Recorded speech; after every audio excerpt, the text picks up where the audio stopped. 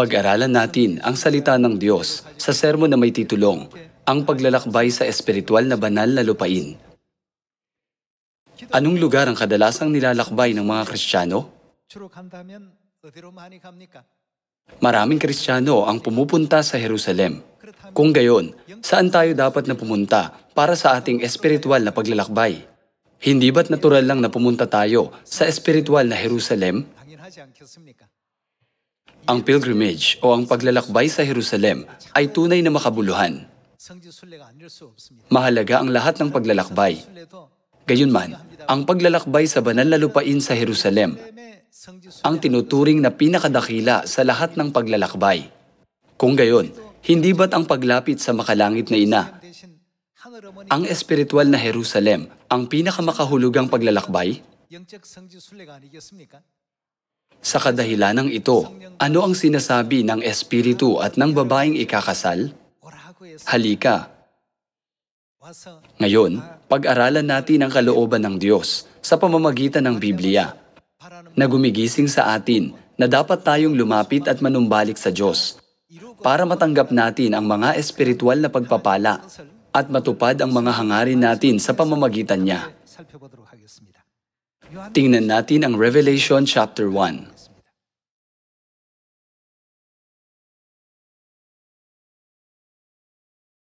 Revelation chapter 1 verse 1. Ang apokalipsis ni Hesukristo na ibinigay ng Diyos sa Kanya upang ipahayag sa Kanyang mga alipin ang mga bagay na kinakailangang mangyari sa madaling panahon. At Kanyang ipinaalam ito sa pamamagitan ng mga sagisag at pagsusugo ng Kanyang anghel sa Kanyang aliping si Juan, na siyang sumaksi sa salita ng Diyos at sa patotoo ni Hesukristo sa lahat ng bagay na nakita niya. Mapalad ang bumabasa at ang nakikinig ng mga salita ng propesiya at tumutupad ng mga bagay na nasusulat dito sapagkat ang panahon ay malapit na. Ngayon, dapat tayong tumuon sa paglalakbay sa espiritual na banal na lupain. Ang pinakamahalagang punto ay kung sino ang makakalapit sa makalangit na inang Jerusalem. Nasusulat sa verse 3, mapalad ang bumabasa at ang nakikinig ng mga salita ng propesiya. At mapalad ang mga tumutupad ng mga bagay na nasusulat dito. Hindi ba't binabasa at pinakikinggan natin ang mga salita ng propesiya at tinutupad din ang nasusulat dito? Binabasa, pinakikinggan, at tinutupad natin ang mga ito. Pinopropesiya ng Biblia na dapat tayong manumbalik lahat sa makalangit na inang Jerusalem. Ang ilang tao ay nagbabasa lang ng tungkol sa propesiyang ito. At ang iba ay naririnig lang ito at walang ginagawa. Hindi naman alam ng maraming tao na nasa Biblia ang ganitong propesiya.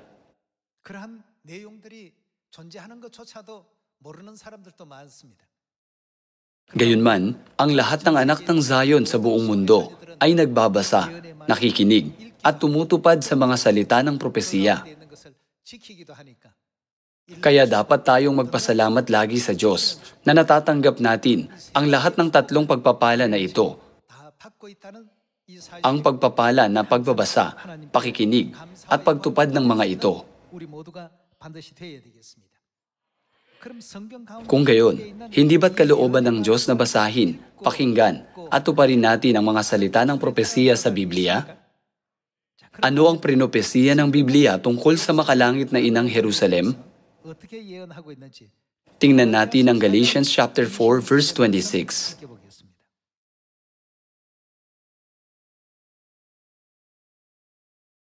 Galatians chapter 4 verse 26. Ngunit ang Jerusalem na nasa itaas ay malaya, na siyang ating ano? Ating ina. Hindi ba't may isang lungsod na tinatawag na Jerusalem na tinayo ni David sa lupang ito?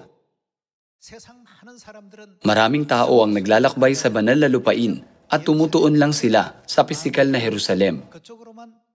Gayunman, ginigising tayo ng Diyos na ang pisikal na Jerusalem ay isang anino lang para ipahayag ang espiritual na Jerusalem ang makalangit na ina, hindi ba? Ngunit ang Jerusalem na nasa itaas ay malaya na siyang ating ina. Tingnan natin ang verse 27. Sapagkat nasusulat, magalak ka, ikaw na baog, ikaw na hindi nanganganak, bigla kang umawit at sumigaw, ikaw na hindi nakakaranas ng sakit sa panganganak, sapagkat mas marami pa ang mga anak ng pinabayaan kaysa mga anak ng may asawa. At kayo, mga kapatid, tulad ni Isaac, ay mga anak ng pangako. Subalit kung paanong inusig noon nang ipinanganak ayon sa laman, ang ipinanganak ayon sa Espiritu, gayon din naman ngayon. Subalit ano ang sinasabi ng kasulatan? Palayasin ang aliping babae at ang kanyang anak, sapagkat hindi magmamana ang anak ng babaeng alipin na kasama ng anak ng babaeng malaya. Kaya, mga kapatid, hindi tayo mga anak ng babaeng alipin, kundi ng babaeng malaya. Amen. Ipinapaalam sa atin ng Biblia sa pamamagitan ng aklat ng Galatians na ang mga anak ng makalangit na inang Jerusalem na nasa itaas ay ang mga tagapagmana ng kaharian ng langit. Kaya hindi lang natin dapat nabasahin at pakinggan ito, kundi dapat din tayong magsikap na maging mga anak niya. Tama? Ngayon, tingnan natin ang Revelation chapter 22 patungkol sa pagiging mga anak ng makalangit na ina. Tingnan natin ang isa pang propesiya sa Revelation chapter 22. Sa chapter 22 verse 17, nasusulat, ang Espiritu at ang babaeng ikakasal ay nagsasabi. Ang Espiritu, ayon sa Trinity, ay tumutukoy sa Diyos Ama. Kung gayon, para sa atin, sino ang babaeng ikakasal sa ating ama? Siya ang ating ina. Pakiusap, pakinggan ng mabuti ang sinasabi ni na ama at ina. Ano ang sinasabi ni na ama at ina? Ang Espiritu at ang babaeng ikakasal ay nagsasabi, halika. At ang nakikinig ay magsabi, halika. At ang nauuhaw ay pumarito. Ang may ibig ay kumuha ng tubig ng buhay nang walang bayad. Kaya, dapat tayong lumapit kina ama at ina para makatanggap ng buhay na walang hanggan, hindi ba? Maraming tao ang naghahangad na makapaglakbay sa Jerusalem. Ang pinakahangad ng mga tao sa buong buhay nila ay ang makabisita sa Jerusalem.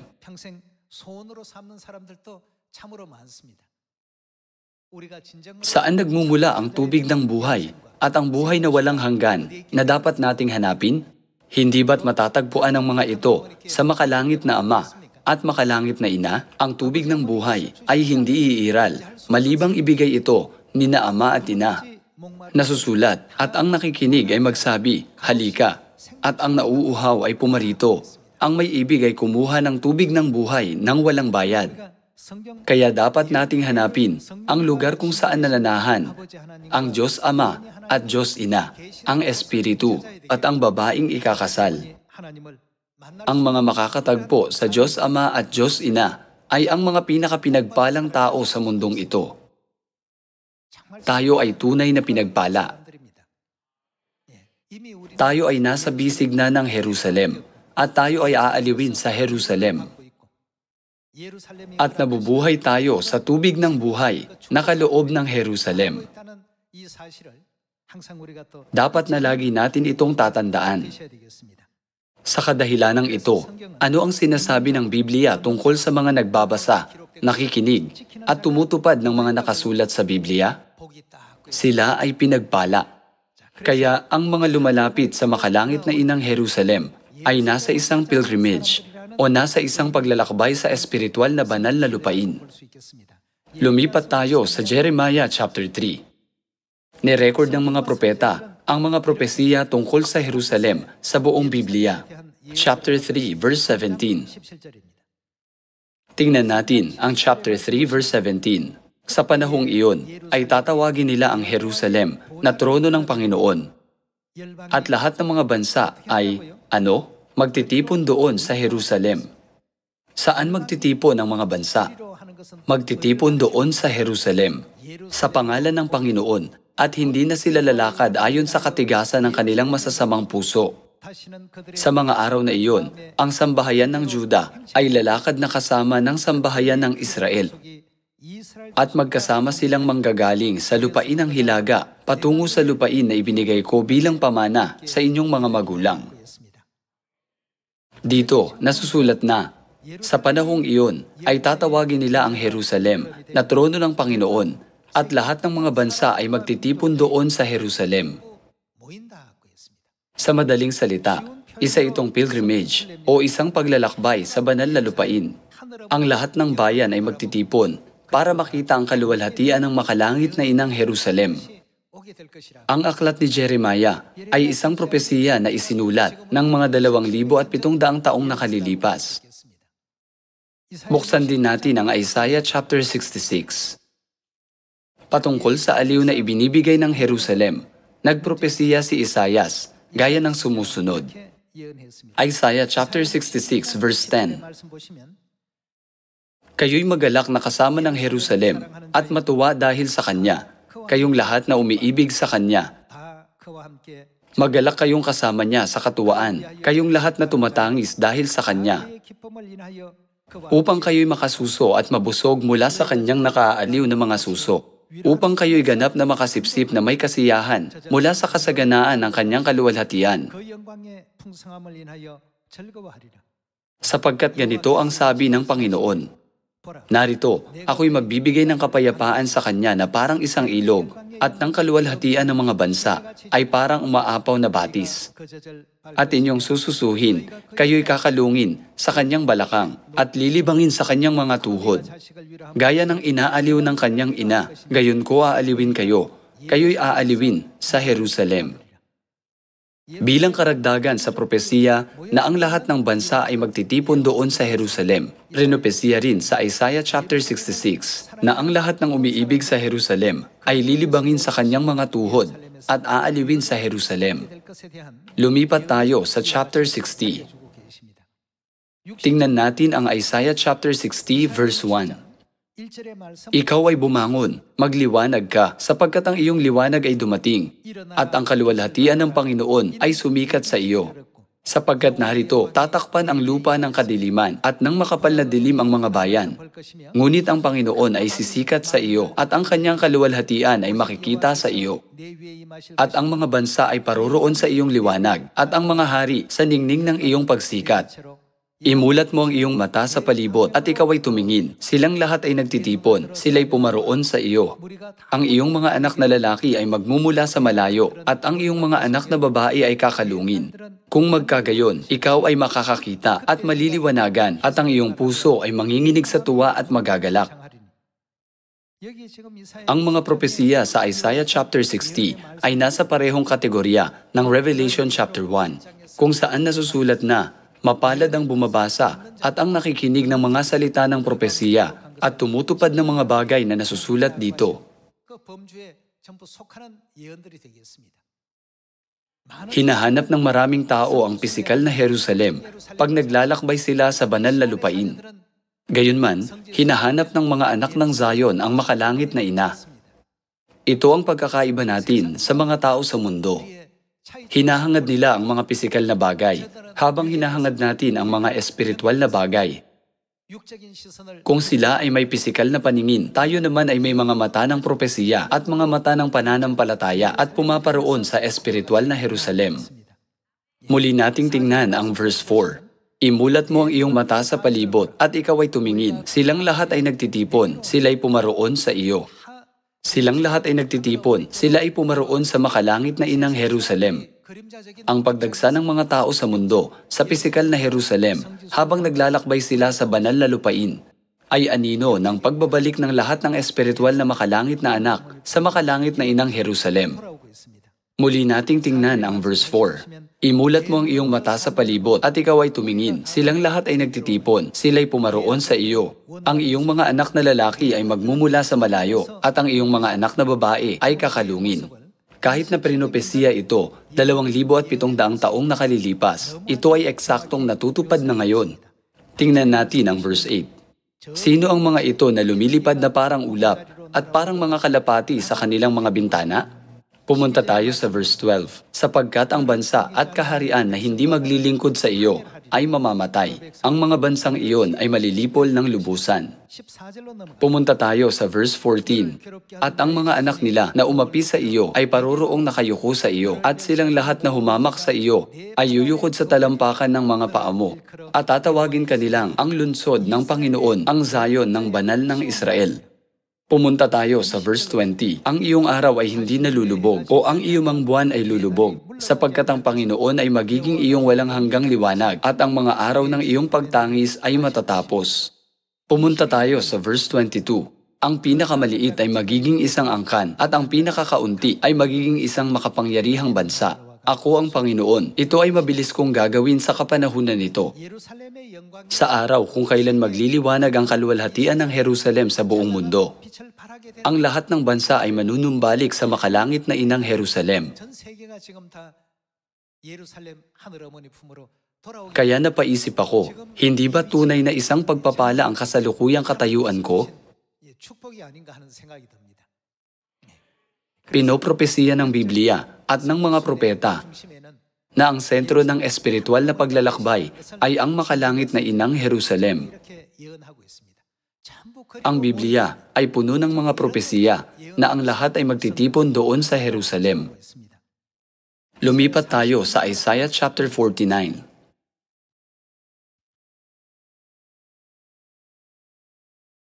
Isaiah chapter 49 verse 18. Imulat mo ang iyong mga mata sa palibot at tingnan mo, silang lahat ay nagtitipon, sila'y lumalapit sa iyo. Habang ako'y nabubuhay, sabi ng Panginoon, silang lahat ay isusuot mo na gaya ng panggayak, gaya ng ginagawa ng babaeng ikakasal. Bibigkisan mo silang lahat, sapagkat ang iyong mga sira at mga gibang dako at ang iyong lupaing nawasak. Tiyak na ngayon, ikaw ay magiging totoong napakakipot para sa iyong mga mamamayan, at silang lumamon sa iyo ay mapapalayo. Ang mga anak na ipinanganak sa panahon ng inyong kapanglawan ay magsasabi pa sa iyong pandinig, ang lugar ay napakakipot para sa akin, bigyan mo ako ng lugar na aking matitirahan. Kung magkagayoy, sasabihin mo sa iyong puso, sinong nagsilang ng mga ito sa akin?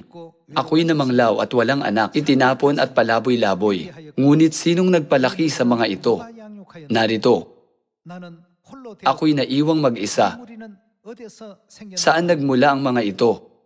Ganito ang sabi ng Panginoong Diyos, itataas ko ang aking kamay sa mga bansa at itatayo ko ang aking watawat sa mga bayan. At ilalagay nila ang inyong mga anak na lalaki sa kanilang sinapupunan, at ang inyong mga anak na babae sa kanilang mga balikat ay ipapasan. At mga hari ang magiging iyong mga tagapag-alaga, at ang kanilang mga reyna ay siyang mag-aaruga. Sila'y yuyukod sa iyo na ang kanilang mga mukha ay nakatungo sa lupa, at hihimurin ang alabok ng inyong mga paa, at iyong makikilala na ako ang Panginoon. Ang mga naghihintay sa akin ay hindi mapapahiya. Ginigising din tayo ng Isaiah chapter 49 na ang mga anak ay dapat na manunumbalik sa makalangit na inang Jerusalem.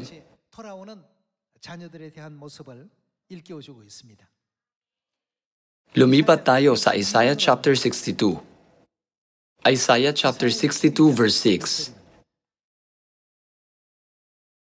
Ako'y naglagay ng mga bantay sa iyong mga pader, O Jerusalem.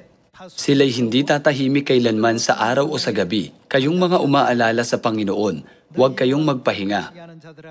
At huwag ninyo siyang bigyan ng kapahingahan, hanggang sa maitatag niya. Sino ang itatatag ng Diyos? Ang pagtatatag sa Jerusalem ay nangangahulugang pagpapaalam sa atin tungkol sa pag-iral ng Jerusalem, ang ating espiritual na ina. At huwag ninyo siyang bigyan ng kapahingahan hanggang sa maitatag niya at gawing, kapurihan ang Jerusalem sa daigdig. Sa huli, tungkulin nating maging mga bantay sa mga pader ng Jerusalem. Kung gayon, sino ang dapat nating ipahayag sa lahat ng tao? Dapat nating ipahayag ang kaluwalhatian ng Jerusalem.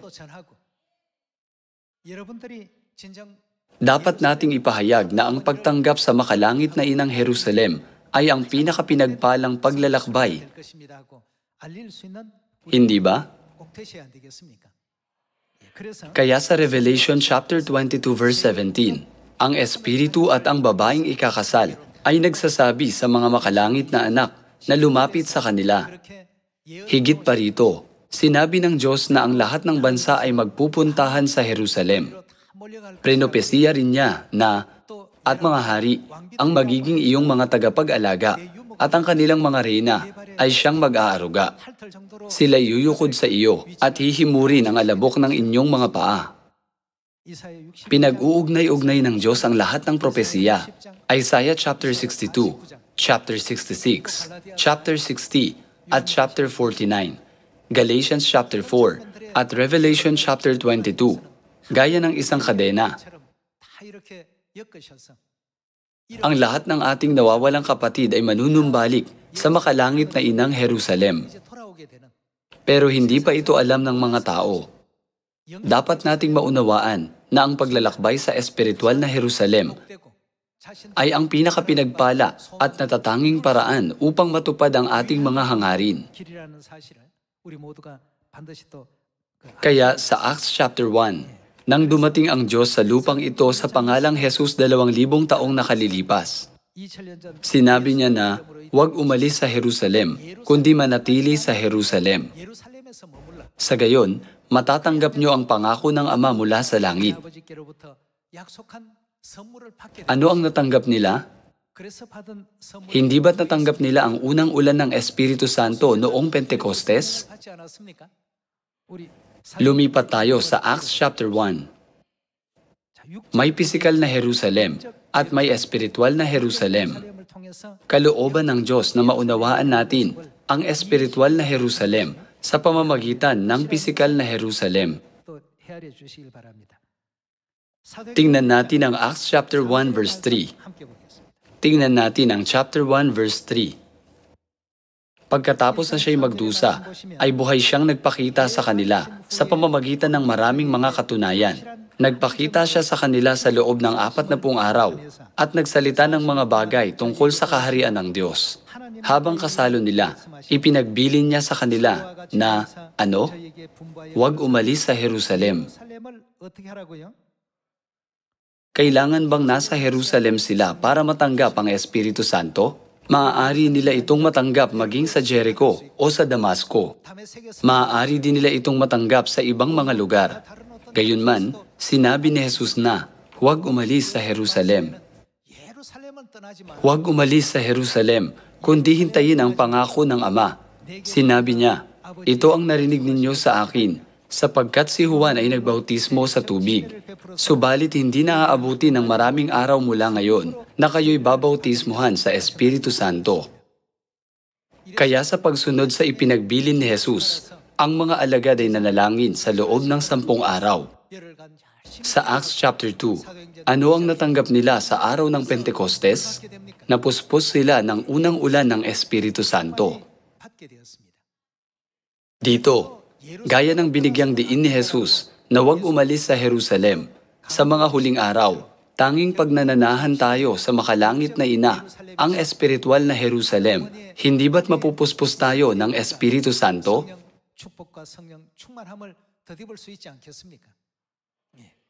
Kaya 2,700 taong nakalilipas, ni-record ni na Propetang Isaias at Jeremias na ang lahat ng tao ay magtitipon sa Jerusalem.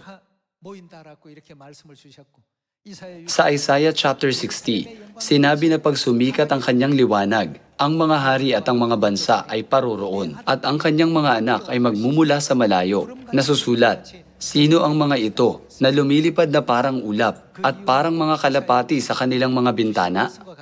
Ito ay posible dahil inutusan ng Diyos ang mga bantay ng Jerusalem na hindi sila tatahimik kailanman, gaya ng nasusulat sa Isaiah chapter 62. Ano ang dapat din nilang gawin hanggang sa siya ay makatanggap ng papuri mula sa mundo? Hindi sila dapat na magpahinga, kundi ipahayag ang kanyang kaluwalhatian. Ipinapaalam ang mga propesiya tungkol sa kanya. Nabubuhay tayo sa huling panahon ng Espiritu Santo. Si Satanas ang Diablo ay laging kumakalaban sa makalangit na ina, gaya ng prinopesiya ng Diyos sa Genesis chapter 3 verse 15. Maglalagay ako sa iyo at sa babae ng pagkapuot sa isa't isa. Ang buong sangkatauhan ay nasa ilalim ng mga paa ni Satanas at inaapi ng kanyang kapangyarihan. Gayunman, may mga taong hindi napapasa ilalim ng pang-aapi ni Satanas. Ayon sa Revelation chapter 12, verse 17, sino sila? Sila ang mga nalabi sa binhi ng babae. Ang mga nalabi sa binhi ng babae ay tumutupad sa mga utos ng Diyos at ang may mga patutuo ni Jesus. Tama? Sila lang ang pinagkalooban ng Diyos ng posisyon ng maharlikang pagkapari sa langit.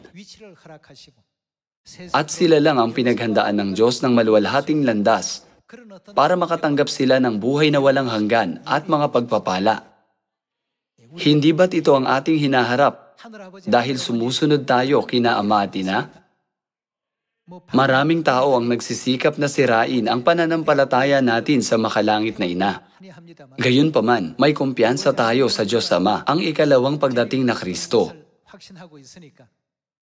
Sinabi ni Ama na siya ay sumusunod kanino?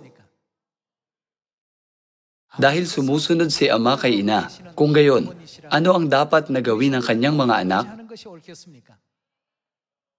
Hindi ba't ang pagsunod kay Ina ang pinakamabuting landas?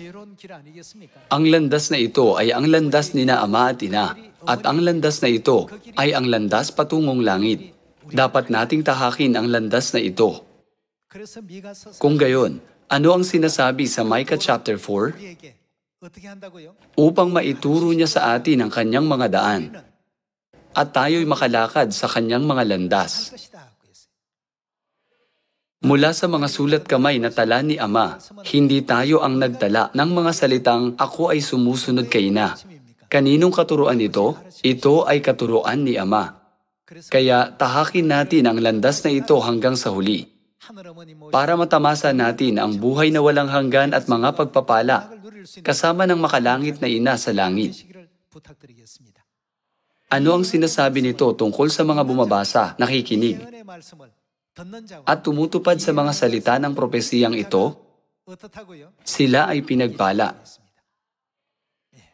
Ang mga tatanggap ng makalangit na pagpapala ay makakaunawa ng mga salita. Pero paano naman ang mga hindi tatanggap ng makalangit na pagpapala?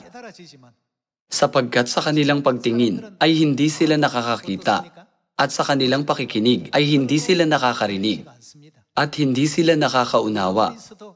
Ngunit mapapalad ang inyong mga mata, sapagkat ang mga ito'y nakakakita, at ang inyong mga tainga, sapagkat ang mga ito'y nakakarinig. Iukit natin sa ating mga puso ang mga salitang ito na mga katuruan ng Biblia. Saan tayo dapat na pumunta sa ating paglalakbay sa banal na lupain? Sa Jerusalem. Umaasa ako na ipapaalam natin sa maraming tao ang tungkol sa paglapit sa makalangit na Inang Jerusalem. Umaasa ako na nakahanap kayo ng biyaya sa pamamagitan ng sermon na ito na ang paglalakbay sa espiritual na banal na lupain. Maraming salamat.